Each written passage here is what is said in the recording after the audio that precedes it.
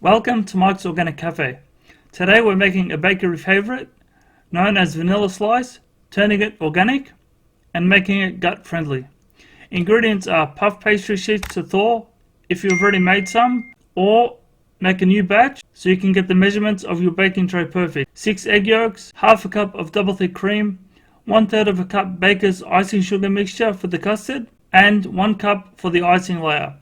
2 cups of full fat unhomogenized milk, 1/3 of a cup arrowroot flour, it's a cornstarch replacement so it's healthier for you, 1 tablespoon of vanilla extract alcohol free, cacao powder, 14 grams of organic gelatin, it's pure protein, nothing else, from pig fat or pig skin. Make sure yours has no additives, it is optional but that's what gives you the gut health. There's no reason why desserts can't be good for you too. Everyone needs something sweet in their lives at one point or another, so don't fight your cravings, but be sure to consume after a workout or as an after dinner dessert. Step 1. Preheat your oven to fan bake 200 degrees.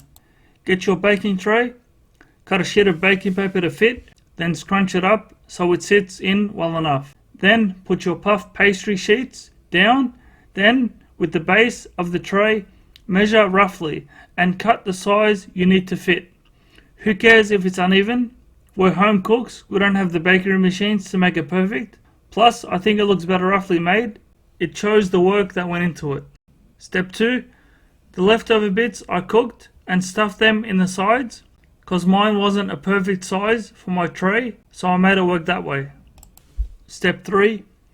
The vanilla slice is meant to be made with puff pastry sheets, but these puff up quite a bit when cooked, so to counter that, get a large tray, line it with baking paper, then put the cut up puff pastry sheets in, then score the size you want to cut, then another baking sheet, then get another baking tray, one that fits, and press it down gently, then into the oven for 15 minutes to start.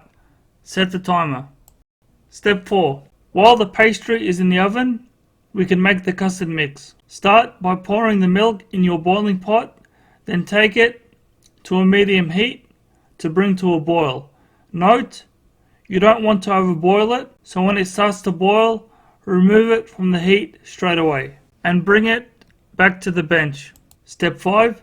The milk will roughly take around 5 to 6 minutes on a medium heat, so grab a bowl, put the egg yolks in, followed by the vanilla extract, and mix a bit, then add the baking sugar, and the arrowroot flour, then combine with a whisk until it's an even color and smooth.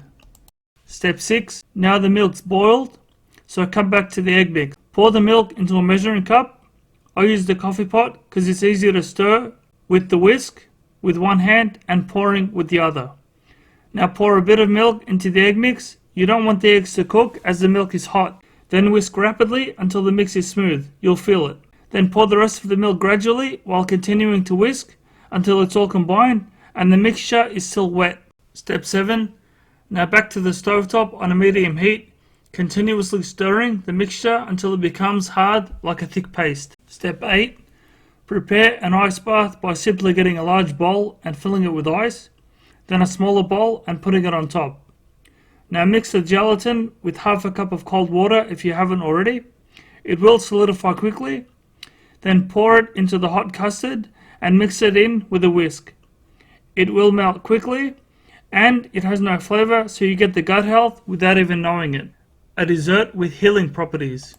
Who would have guessed? Step 9. Now pour the custard mixture into the ice bath and stir it occasionally to make sure there's no clumps.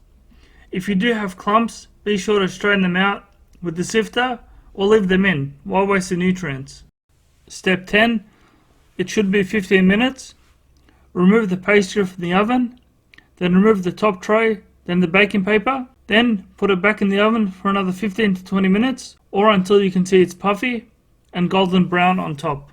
Step 11. Now that our custard has cooled, you can tell by touching the bowl and putting your pinky finger in so you can taste the delicious custard mix. Now add the double thick cream and whisk it in.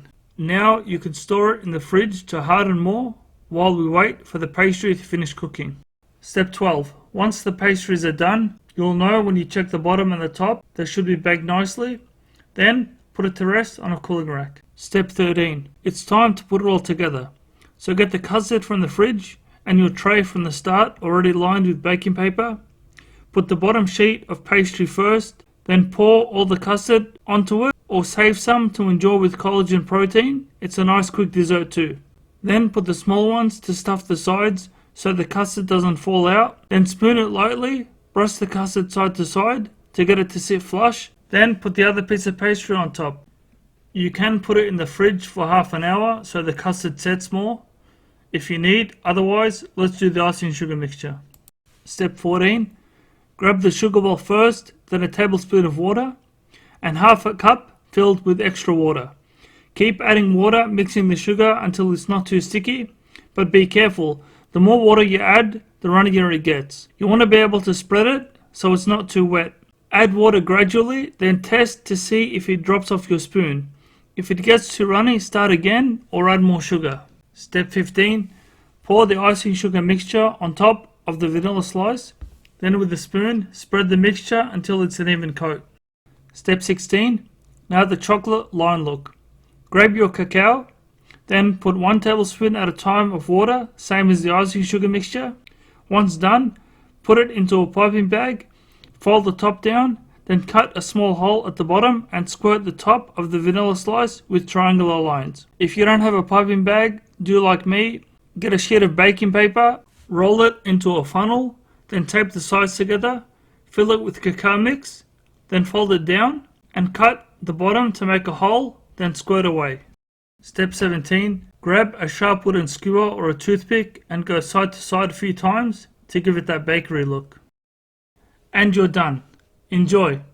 This recipe is long, but in the end, you get gut health, organic, natural ingredients that aren't as harmful as bakery bought junk. So you can enjoy this knowing how much effort you put into it, and your body will thank you, and the mouths you feed won't know that they're eating a dessert that's actually good for them, rather than making them feel bad afterwards. Thanks for watching. I hope you all can benefit from my healthy cooking and see and feel the benefits not only for yourselves but for the people you love to cook for. Let's work together to get rid of junk food from this world, and let's regain our health and longevity so we don't need to get medicines that heal one thing and fuck up another.